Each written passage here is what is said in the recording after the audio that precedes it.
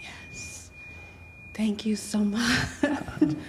I feel so privileged. And what you were just talking about is my question. In the Course of Miracles, it talks about the fall of man,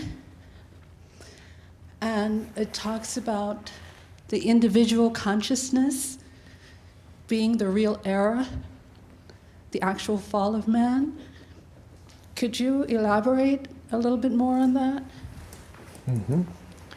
That is the part of the ego arising and taking over, is the delusion of being a separate entity, not connected to other humans or to the whole or to nature even, and most fundamentally not connected to the source of all life, which is sometimes called God.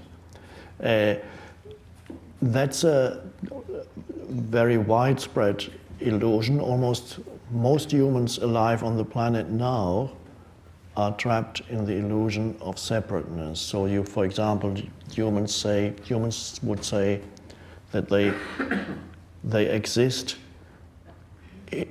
in the universe. It's like as if you had been put into the universe. Here's me and there's the rest of the universe and other people. The truth of it, of course, is you're not in the universe, you are the universe. You are an intrinsic part of the totality. You're not in it, because if you think you're in it, you're separate. So you are it. You're not in the universe. You are the universe. And the universe is awakening. And you are, of course, a tiny part, but an essential part of the awakening universe, which means consciousness coming into this dimension out of the timeless, where there's no evolution, there's just timeless being. We can't even go there with words or thoughts.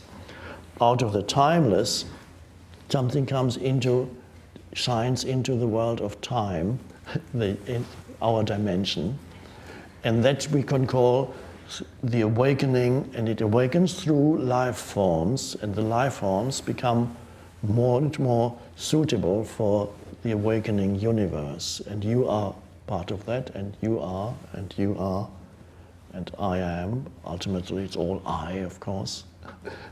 So the I is awakening. You are the I, you are awakening, out of the illusion of being a separate entity.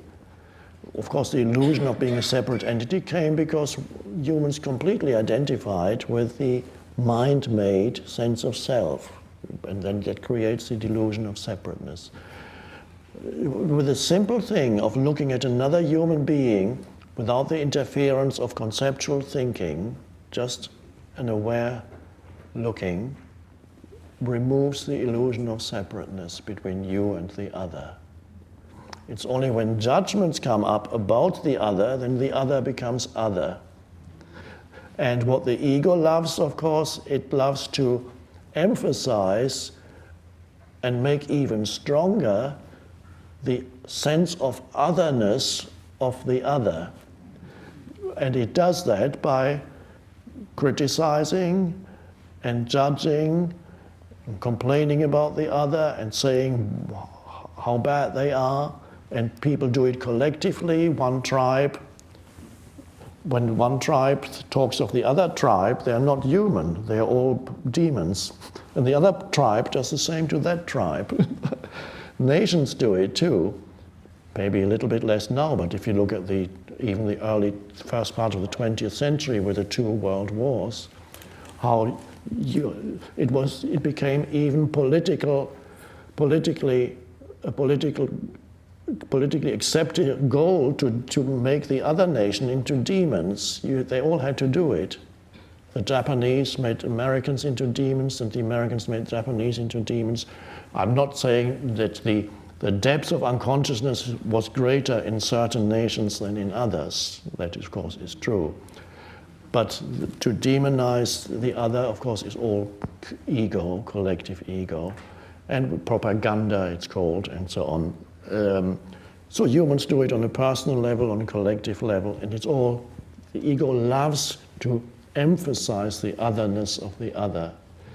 And that's all part of the illusion. So coming back to a very practical thing, looking at another human being without the interference of thinking is a beautiful thing and a wonderful spiritual practice until it's no longer a spiritual practice, but a natural way of interacting with another human without the interference of labeling and judgments, or what I want from you, or what you could do for me, or just looking, giving attention.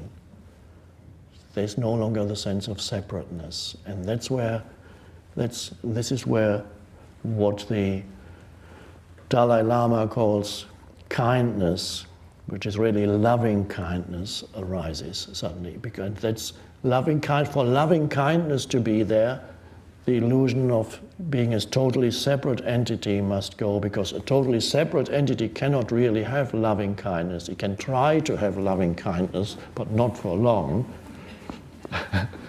So that's the beauty of it. So you are an essential part of the universe awakening. And as I awaken, the universe awakens. Yes. At least the universe around me Yes. begins to awaken. Yes. Everything that I'm involved in Yes. is affected by it does. my You awakening. notice changes around you, but they're also, because all humans are at a deeper level connected, any change in consciousness in you will also affect humans, even humans who have no contact with you, because that is part of in the collective consciousness of humanity. Wow.